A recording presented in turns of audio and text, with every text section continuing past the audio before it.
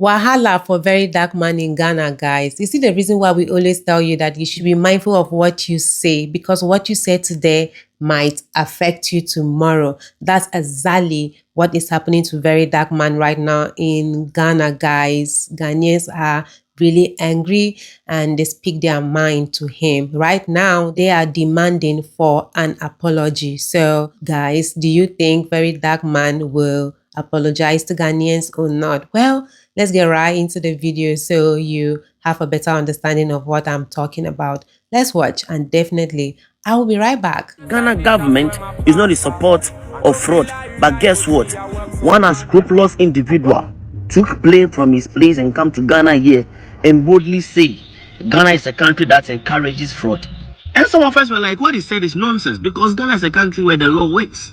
When he said that, he actually doubled down. Then some of his dull-witted countrymen actually supported him.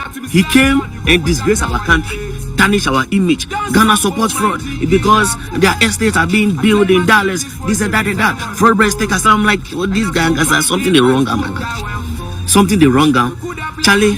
So now that the FBI are arresting the fraudsters and they say more they arrested, he should just come out with his face and say, oh, what he said he was wrong. It's simple, but we know him with his low-class ego. He will not come out and say those things. You guys know what is going on in Ghana in relation to this FBI arrest and arrest. Months ago, Dada Joe and the rest were arrested for scamming over $100 million in arrest, and now it is Abu Trick, you understand? So the Minister of Communication, Sam George, came out and say there will be more arrests.